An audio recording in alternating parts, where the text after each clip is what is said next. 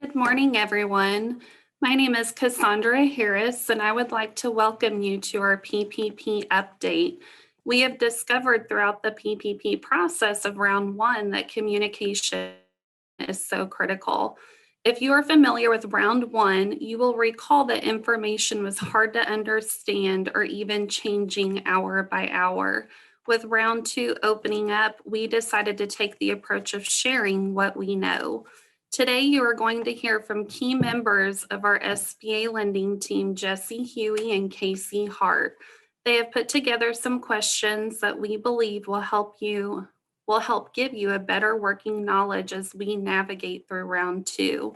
We are utilizing our resources from the Small Business Administration, American Bankers Association, and the Independent Community Bankers Association, and the guidance they have provided for the PPP process. With that, I will turn it over to Jessie. Thanks, Cassandra.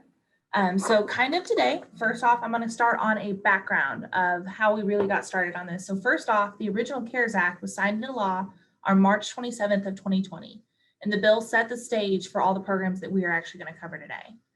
The SBA issued their first interim rule on April 2nd. That was then followed by an additional 22 interim final rules, which is how we got the PPP that we have learned and know to love today. Overall, as you can see, there are many programs that have changed, and we are always getting new information on the program. So that's why we felt like it was necessary to do this call today.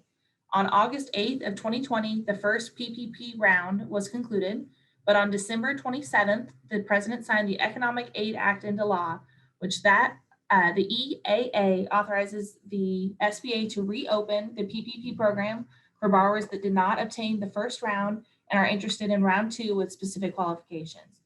So at this point, I'm going to pass it over to Kaci to let her talk about some of the programs that are currently available. Thanks, Jessie. Before we get into some of the finer details of the PPP program itself, I want to recap some of the available programs the SBA is offering, one of which being the EIDL, or the Economic Injury Disaster Loan Program.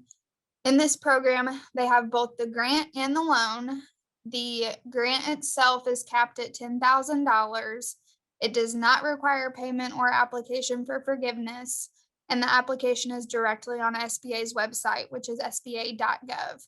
We got notice this morning that this has currently been opened again in a targeted approach with certain requirements that must be met to qualify. If you had a PPP loan that was forgiven and you received an EIDL grant on the first round, it was reduced from the forgiveness amount originally, but SBA is working on issuing settlement statements with lenders to reimburse borrowers for that amount. The second aspect of that program is the loan itself. It is for working capital to help pay your business obligations for 6 months, and it's at a 3.75 fixed interest rate and a 30-year term. SBA will determine the loan amount based on your working capital needs, and expenses such as cost of goods sold are used to decide that loan amount. Collateral is required for loans over $25,000, but SBA will not decline a loan for lack of collateral. They will just require that borrowers pledge what is available. And you will apply for that one directly through SBA's website as well, which again is sba.gov. Now we'll go into a little bit of the background on the PPP program itself. Submission is currently open to all institutions for application. And generally speaking, the PPP loans do not require collateral or personal guarantees.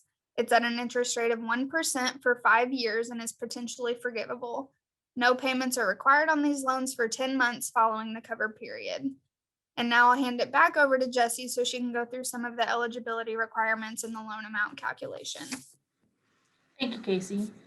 So before we discuss round two, I'm going to go through kind of the overall PPP requirements. First off, anyone that is eligible to receive round one must not have already received PPP. If they have already received, then they would qualify for round two. Overall requirements is they must be in operation at February 15th of 2020 and have not permanently closed since this date. Overall, businesses are required to have at least or less than 500 employees. And this is based on per location if they are anything in the hospitality industry.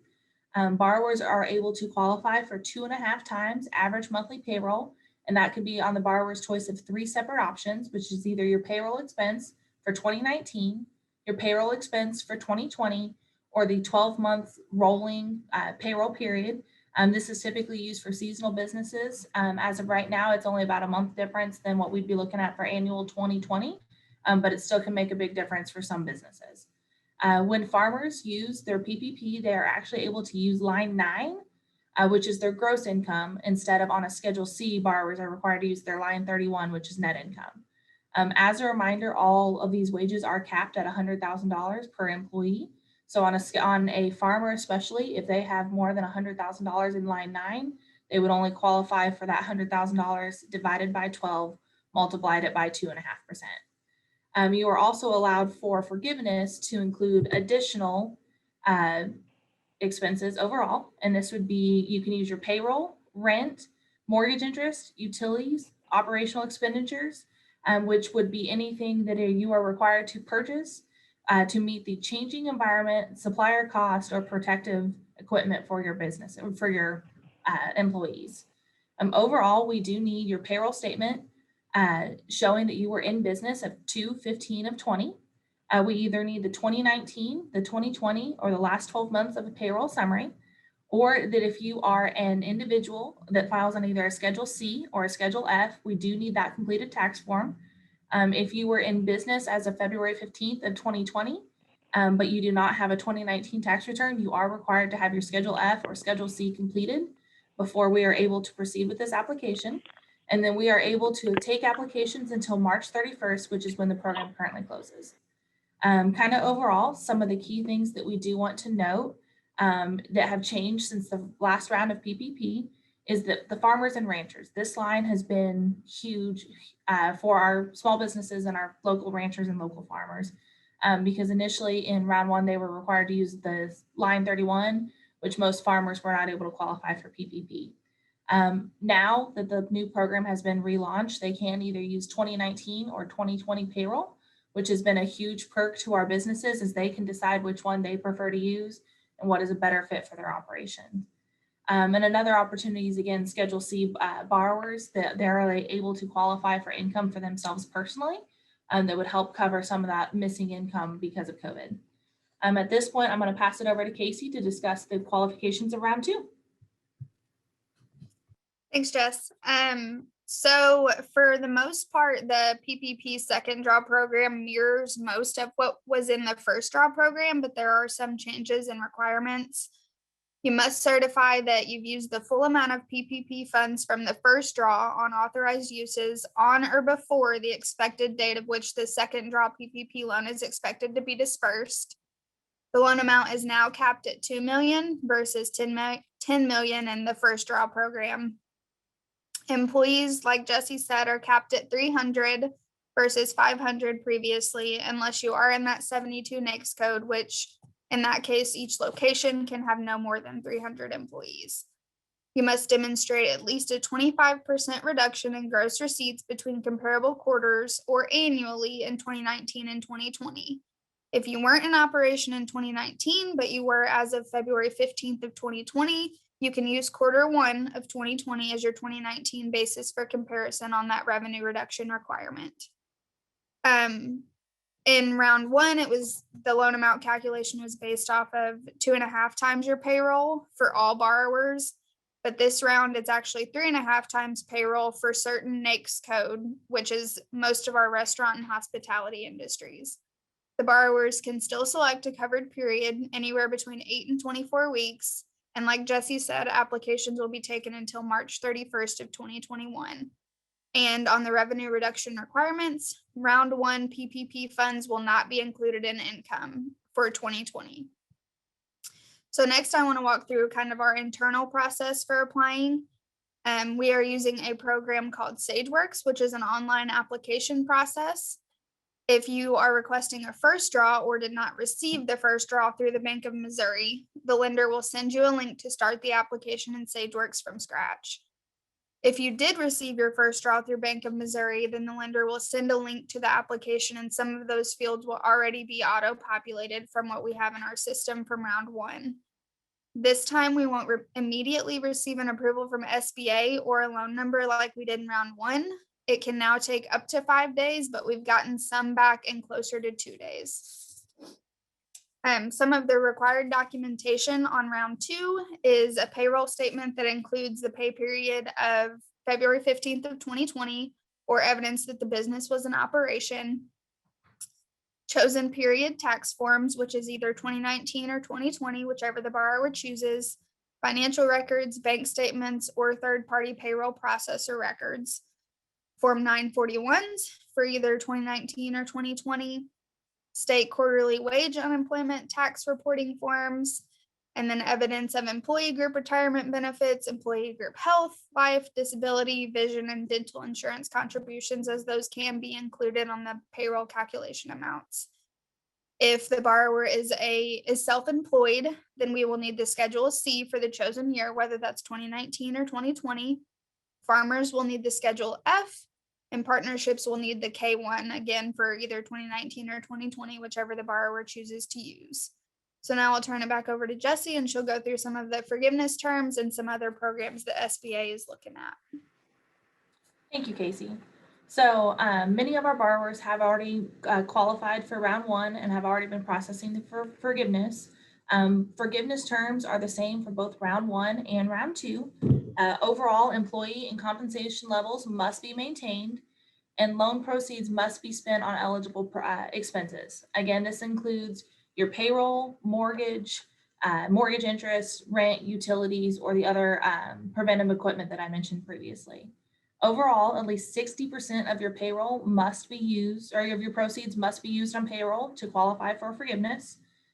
There is an expedited form for loans under $150,000. It is a 1-page certification to a lot of it, but you are required to upload certifying documentation in order to show that you did use your proceeds the right way. But it is an expedited form and does make the process easier in that aspect. As I mentioned, it's little documentation, but it does still require documentation overall. And then before we open it up for questions, I do want to discuss the payments that SBA is actually currently making and they've agreed to make. So overall, on new SBA loans or on existing SBA loans, SBA has actually agreed to make their loan payments for at least 3 months. And this monthly payment is actually capped at $9,000. This is not something that a borrower has to apply for. It is actually automatically by the bank as long as they are not in any sort of liquidation. The bank is able to request the payment. And again, they are able to receive 3 months overall. If the businesses have certain NAICS code, which are considered the hardest hit industries, they actually are able to obtain an extra 5 months of payments. I will go ahead and quickly go through the NAICS codes, but can discuss this later in detail if liked. The NAICS code overall is 617172 213 315 448 451 481 485 511 512 515 532 and 812. These parameters are set forth by SBA, and again, these are the ones that will be receiving an extra 5 months of payments. And again, this is eligible for SBA lenders across the nation and any borrower that currently has an SBA loan that was approved prior to a certain deadline in SBA. SBA does have a small period of borrowers that I believe it's after September 27th, all the way approved to January 31st. They are not eligible to receive payments at this time, but we are not quite sure on how SBA will react in that any further. Also to note that as of starting February 1st, all the way through September 30th of 2021, SBA is actually waiving guarantee fees on new loans. So this allows banks to have actually take on these riskier loans and to help these small businesses to a greater aspect. The guarantee fee overall is waived, but again, businesses, the overall guarantee is actually increased to 90% on the majority of loans, allowing banks to really get invested in the community.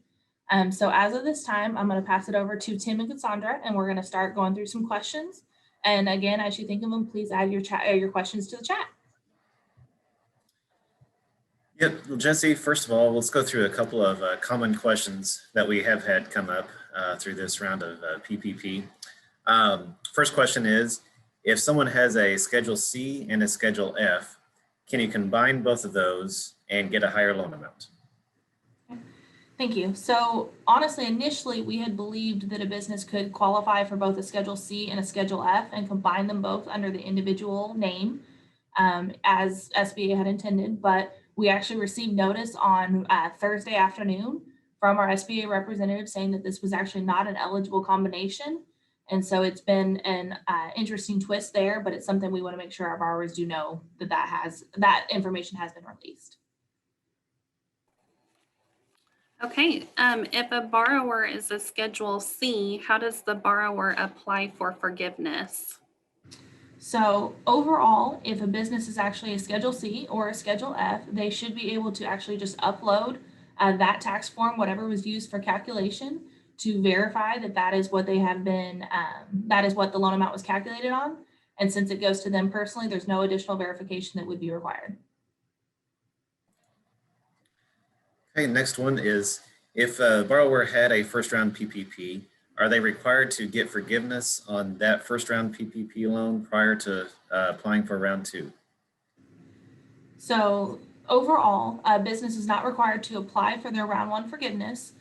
They are not required to have it forgiven or anything at the point that they apply for round 2, but they are required to certify that they have used all the funds from round 1 in the proper manner in order to assure that they truly qualify for round 2. All right, next one. If a business was purchased in 2020 and opened prior to February 15th, are they eligible for PPP? Honestly, it's an interesting line, but technically, if the business was purchased as a stock purchase, they are considered to have the same entity and the same eligibility in that aspect. And so that type of business acquisition would be eligible. But if someone actually purchased the assets from another entity and they were not technically operational in that entity as of that timeline, from our understanding, they would not qualify for PPP. Okay, we do have one question in the chat now. So if a sole proprietor had a negative net income, which would be line 31 on Schedule C, on their 2019 taxes, but a positive net income on their 2020 taxes, did I hear you say that they could choose to use their 2020 taxes to apply for PPP now? That is correct. If a business owner, if they did not get round 1 of PPP, they are able to use 2019 or 2020. So if they are eligible based off of the 2020 net income, they are able to use that Schedule C in order to qualify for the PPP. Follow up to the one that we just had. I've had some businesses that opened within 1 week of the February 15, 2019 date, like February 26th. Is there anything that could be done for them? As of this point, it is very, very poor timing, but SBA is very hard on that February 15th deadline. And they are actually checking origination dates of the businesses according to the Secretary of State and the payroll statements that they are used to verify. So from our current understanding is February 15th is their hard deadline, and anything even a week after that is not eligible. We will, Tim, if you don't mind to go ahead and put up mine and Kaci's contact information.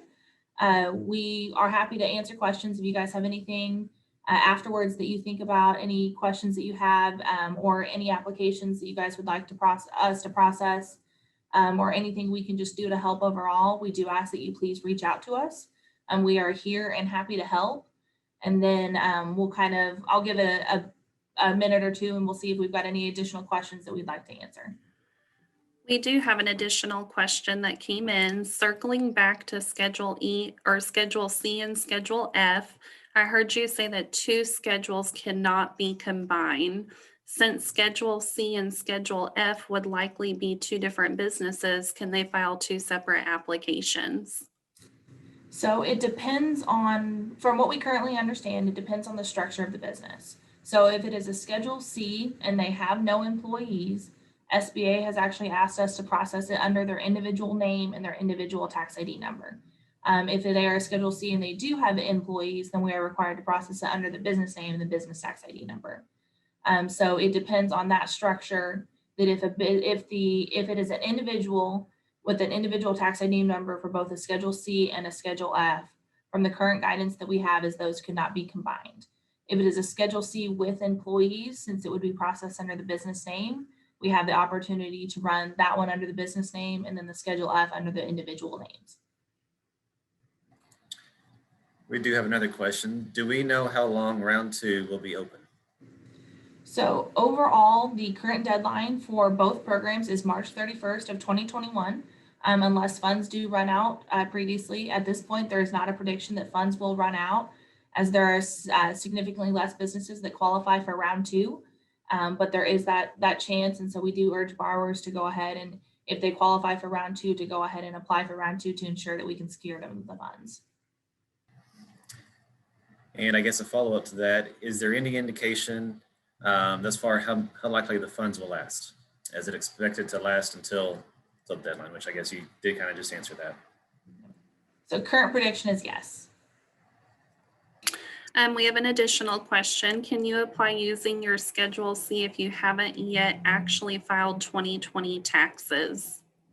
Yes, as long as your Schedule C is complete, that is actually the only statement of the tax return that we are required to have. So as long as it is complete, that is the one we are able to use.